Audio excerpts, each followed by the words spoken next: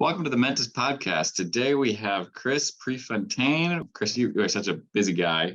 You have the Smart Real Estate Coach podcast. You have the Wicked Smart Companies, and you're a best-selling author. We can go over some of these books here in a minute. But really, you have a rich history in teaching people real estate based on your previous experiences. So thank you for being here today. Looking forward to our conversation. You bet. Same here, Nick. Let's hopefully we can have a chat and impart some nice words of wisdom or nuggets while we're doing that. All right. Well, today, as of this recording, 7:26, the Federal Reserve is likely going to go up on interest rates yet again, or at least that's what the public sentiment is. How is that impacting the broader market? Where do you think we land by the end of the year? And is this even something to worry about if you're looking to start getting into real estate? And of course, if you're already in it, how do you think that's playing into the investing landscape? I know this is a hot topic, and so disclosure, I'm not an economist, right? But I have an opinion. Here are a couple of things in no particular order. It kills me that everybody thinks like, oh, these rates are high. In the 50-year average, I think sits around 7 point something. So let's call it 7.2. I think I'm close, and we're not there. So, and there's already affordability issue in the economy, right? This has been the case for a while.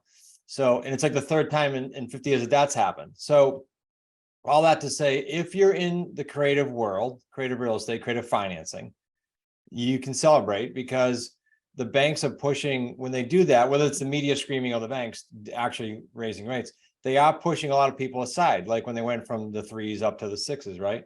So creative real estate, we're buying properties with interest rates of 2, 3, and 4% by buying them subject to existing loans. So that's cool.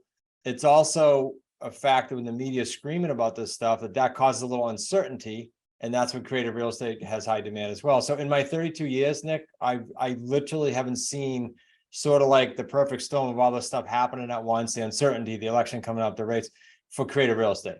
And it's not to say there's other niches that are phenomenal too. I'm saying just specifically what we do, it's one of the best times. Because once you learn how to do creative real estate, once you understand that's a skill set for life, and you don't care if the market goes up, down, or sideways, it's just a matter of how you pivot in it. And so it might have been a long answer, but that's my thought on sort of where things are right now. It kind of reminds me of the saying, best time to buy is when there's blood in the streets, even if it's some of your own blood.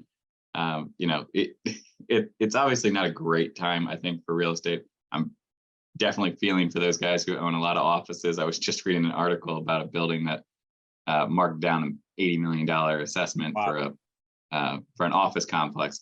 But that's really not where a lot of people start. And I think that, I get asked a lot, how do I approach getting into real estate? I'm a police officer. I'm a teacher. I'm a nurse. I'm doing something other than real estate. Yeah. I'm interested in doing it. Maybe I don't want to invest with you, which is fine. I'm not offended if they don't want to invest with us at our company. I kind of want to do it on my own. Where do I start? And I struggle to answer that question because it's not something I sit down and like package up nicely a lot. Yeah. And I think that your group, you guys have a lot of like step-by-step, answers. So to start, one of the best things I think that you guys have is buying and selling on terms. Do you mind just going over what is buying on terms, and like where would you recommend people start? Yeah. So terms is what I was alluding to earlier. My book is called Real Estate on Your Terms. All that is creative real estate, right? Yep. Creative financing. As far as where to start, I'll give you a formula that I think is good for any niche. I'm biased to ours, but this would work in any niche, and frankly, it would work in any business. And that is 3 steps. One is find a niche that you can get behind. And why do I say it that way? Because like you said, they might be for you if they're passively investing, they just want to put some money in. They might, if they like sitting behind a computer, not dealing with people, they might get into land flipping with the land geek. I think he calls himself. He's awesome. He's been on my show. Or in our niche, we get a lot of people saying, wow, it's like you're really helping people and there's a win-win. So just whatever niche you can get behind. Secondly, then go find someone in the niche that has done what you want to do. And I say this with some caution because I'm not saying just business. I know some people, most recently met someone who had a very, very successful business, exited out of it, but now he looks back and he's divorced and he lost one of his kids to drug overdose, and that's sad. But I'm saying that's not someone that I'd go, yes, that's the lifestyle I want. successful in business, but wrecked everything. So I'm saying find someone that's been where you want to go, but also has values and morals and ethics that you like too. Super important. And then third step is the hardest. Third step, especially in real estate, because there are so many cool niches, is put the blinders on. And when I say put the blinders on, put them on for 3 to 7 years and don't sway from that niche. Because the biggest challenge I see is people go, I want to do this with Nick. Oh, no, it didn't work in 3 years. I want to go do this with so-and-so. Stick with it. And if you're going to stick with it, what do you got to do first? Just do some due diligence, right? And see if that's for you. We give away, we're going to give away a book today, but we give away a lot of free stuff so that people won't just go, well, I want to try it. There's no try in real estate. You will have a miserable time. There's research it, do it, and commit for 3 to 7 years. So that's a long answer, but I hope that answered it. No, that's a great answer. The committing, I think, is critical. Pulling the trigger to start actually is a lot of people's problem. Is what I've found. They won't even pick up one of these 3 books that we'll talk about today. I mean, if you can't read a book, I don't recommend you putting your money on the street. But if you are ready to move and you're picking up books and you're listening to podcasts and you're getting engaged, I like the idea of staying committed. That rings true with just about everything that Jim and everything else in life. What about the coach aspect though? Finding that person. I mean, in my experience, you kind of have to just get in the game a little bit, or maybe consider hiring a coach or somebody to get you access to the people. We all want time of like the people who are above us. And what's your recommendation on how do you get, the attention of somebody who might be already in the niche that you're looking for? You know what it is? This is a great question. It's being coachable, and everyone says, because we make them fill out an application, hey, I'm coachable, but then, life happens. And so it's very, very important that they follow whatever system they're in, ours or someone else's. Like we have one of our coaches that developed 8 traits of what he has seen for successful people in our community. It's not brain science. It's just make sure you're doing these 8 things. If you're doing those 8 things, myself or the coaches or my son or son-in-law, we're going to be all over you. Because one of our values is effort for effort. We match effort for effort. I'm never trying to push a rope, and I'm never trying to run faster than you. I'm trying to match effort for effort constantly. So if you're not following those 8, you're not going to get the attention. It's very, very simple. And I use those 8, but just in any program, there's a set of rules, right? That say, do this, do A, and you'll get B. And if you do that, you'll get everybody's attention, in my opinion. Okay. So taking it back, like people might be curious, how did you get started? I mean, you started back in the 90s, and you had a little bit of a burn in 2008, which sometimes is the best learning experiences. You bet. Were you teaching people between the early 90s and 2008? Were you really just focused on your company? Good question. 90s was building homes, and then I owned a brokerage. So in a sense, I was teaching my small brokerage. It was tiny. We had some high minimums, so we only had producers. When I sold that to Coldwell Banker in 2000, then a friend of mine, Richard Robbins, he's still very popular with realtors. He asked me to coach with him for people in his community. Now I end up coaching in Canada, mostly Canada, from the US. I ended up coaching people that had gross commission income, GCI, of like $2 million and up. So I was coaching them in real estate, sure, but it was more like get their life in order because they were a mess. They were producing, but they were a mess. So that was my foray into coaching, not investors. And then after the crash, I started doing my own deals because I said, okay, well, what am I going to do here? I don't want to use banks anymore. I got stung. So I'm going to buy things creatively. And then people seek me out. One particular guy seeked me out. And that's how I started coaching in the creative space. And that just grew to what it is today. We've hit Inc. 5000 the last 3 years in a row. So that was never my intent. My intent was to go do deals. And then people wanted to learn how to do deals. Okay. So did that profound, change in 2008 get you kind of like, is that what made you get the teaching bug, or is that just something that you've always had? No, 2008 made me get smart about how to do real estate and then embrace the creative real estate space. Even though I had been in 18 years before that, I knew of certain aspects. Like, of course, I knew what owner financing meant. Of course, I knew what a lease purchase was, but I didn't get the whole system until I tied it all together and then, trademark some things around it. That was the impetus to do deals. The coaching came organically because this gentleman reached out we have a Navy War College here on the island in Rhode Island. And he reached out and said, I heard of you and I'm going back to civilian life. I've had 3 tours in Afghanistan and I want to do real estate. Will you teach me? That's what started it.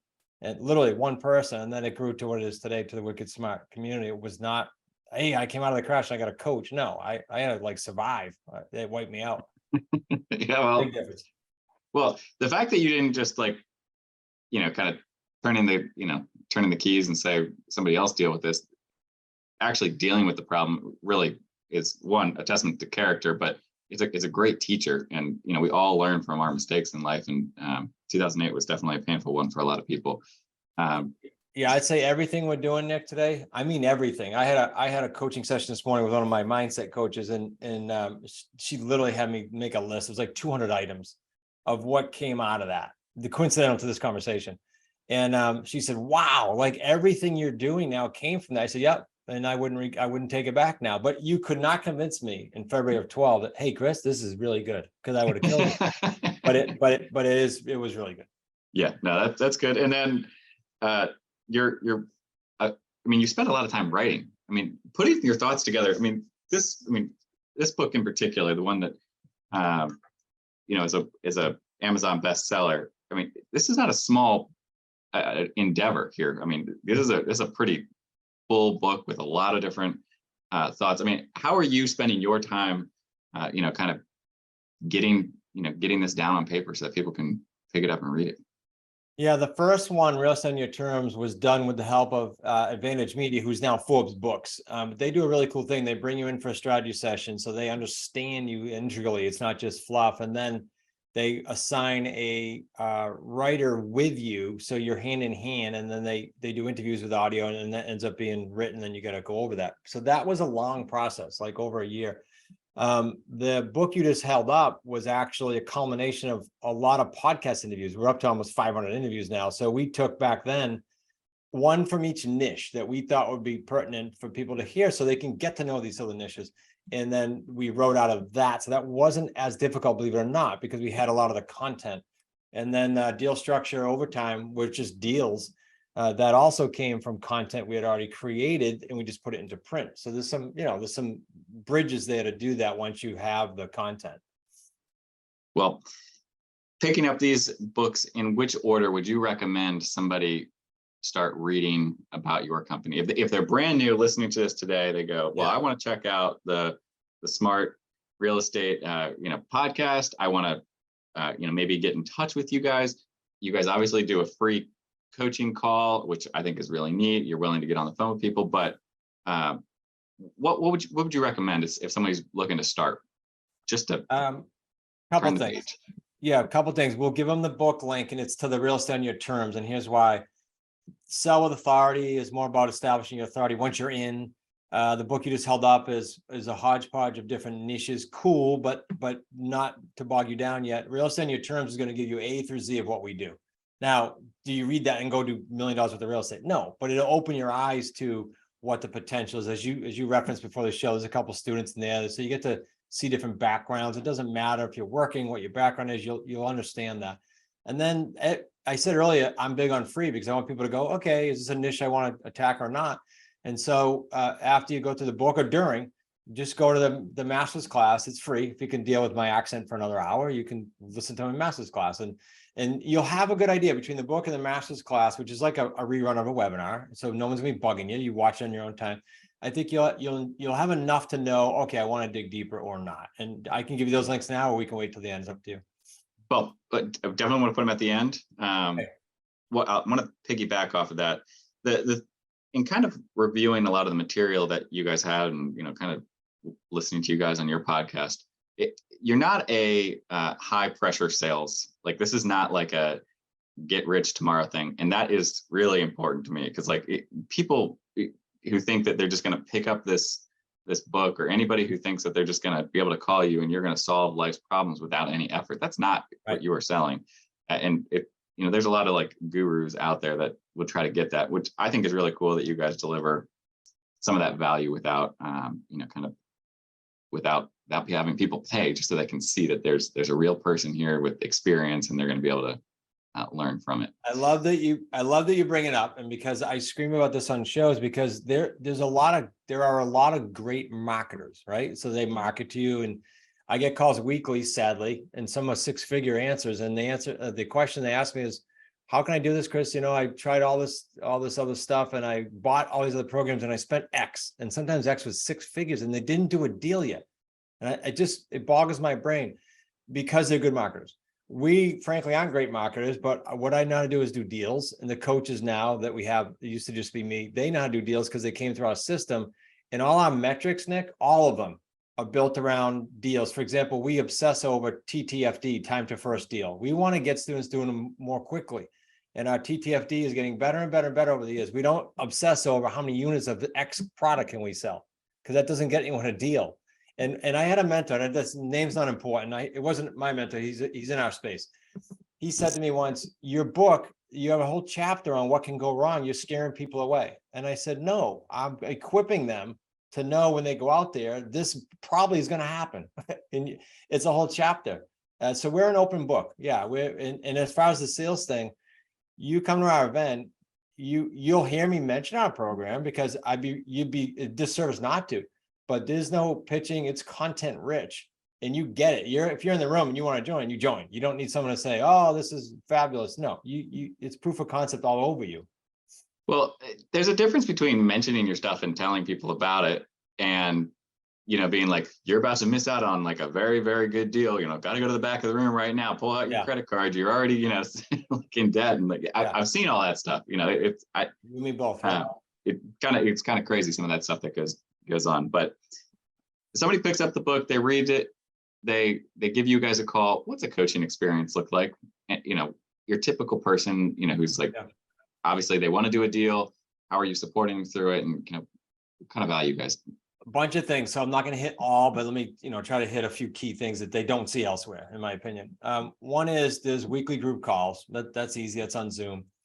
Two is, in those calls, when you're what we call an associate, we used to call them joint venture partners. It's just an associate, a relationship now. And we're coaching them through that. And people in between the group calls will get the coach's attention to your earlier question. If they're doing their calls, they're sending in call critiques so we can help them get better. And they're bringing leads to the surface, and they're going, what do I do? I'm brand new. Our coaches call those.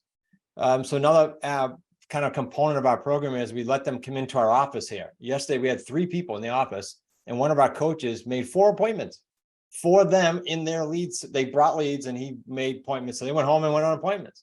That's pretty cool. So it's all about hands-on. So now while he's doing that, what are they doing? They left here saying, I actually videoed them because it was so profound. They were like, oh man, this is easier than I thought. This is, I'm more confident. I saw how Steve, the coach, did it. And oh yeah, you guys are real. Like, you do what you say you can do. Like, we get these all the time. That's why we bring them in here, to see what we do every day. We're just in the trenches like them. Those are all components of the program that make it so, okay, I have a curveball. What do I do? Okay, that's another pice that we got to touch on. You guys currently have how much, like, I don't know if you guys go units under management or assets under management. What is your total right now?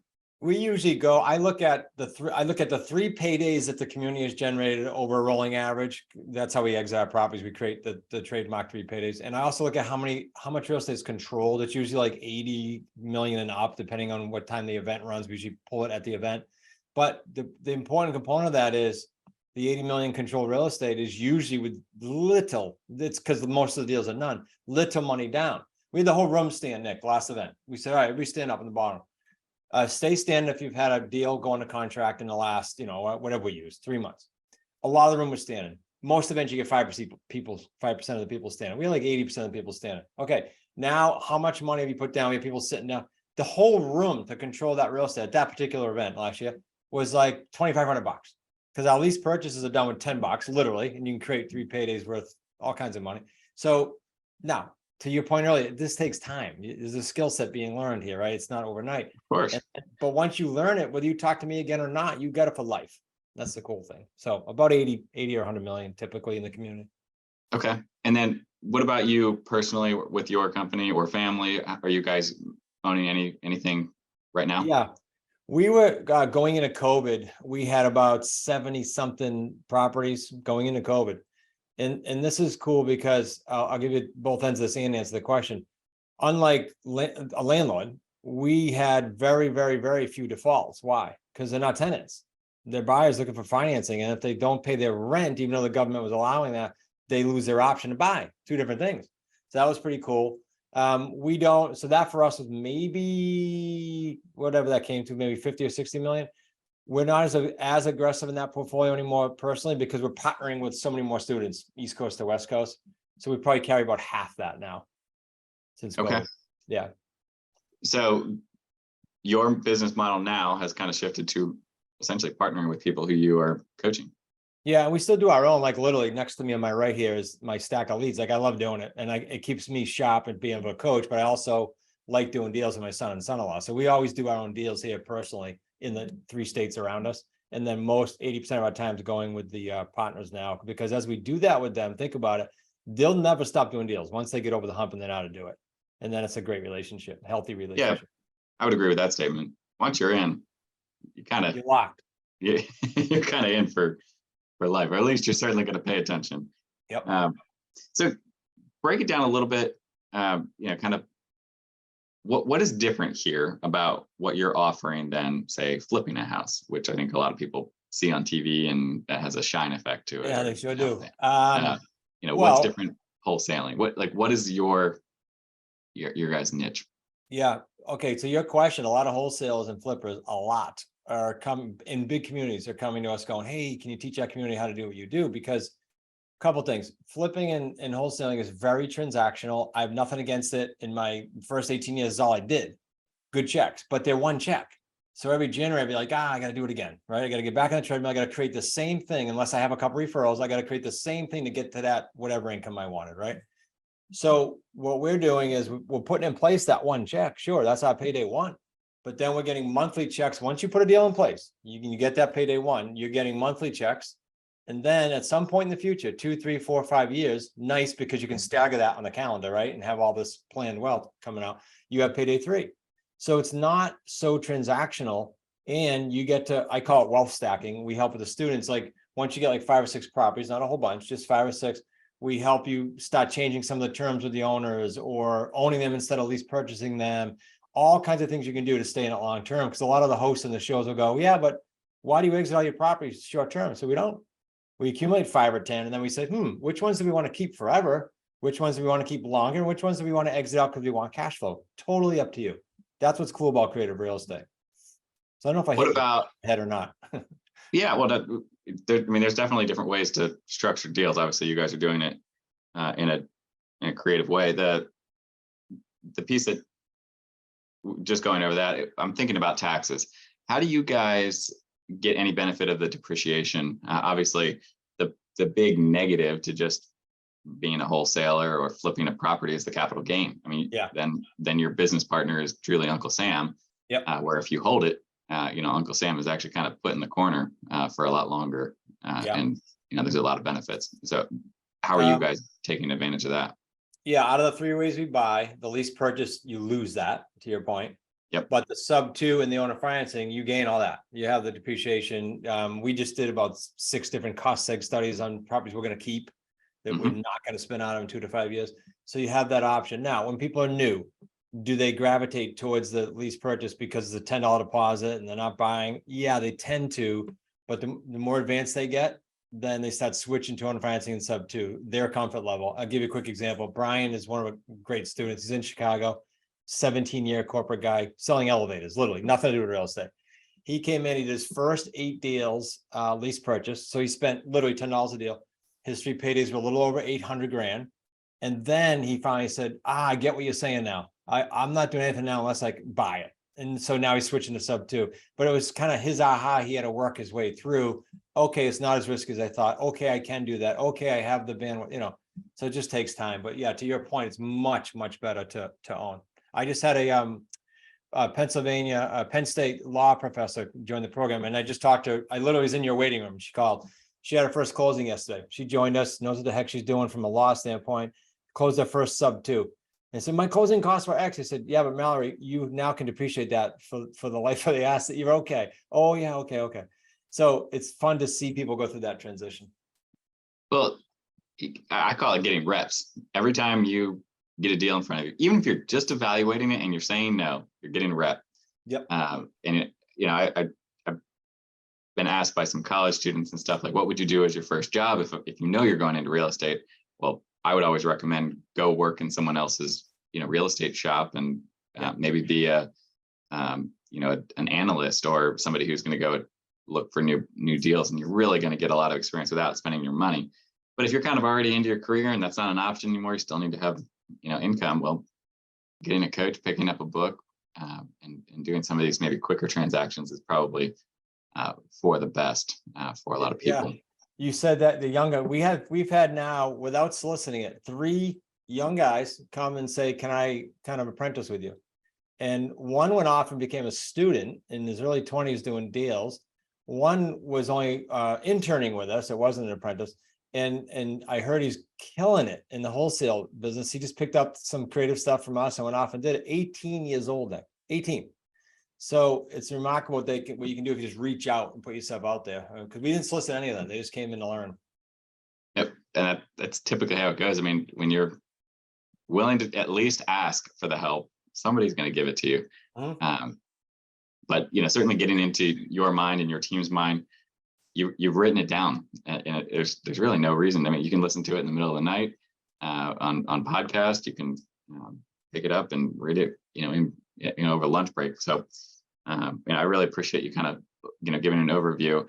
If folks are really ready to take that next step, maybe even pick up one of your books, where can they find the information, and what book link can they follow to get this book today?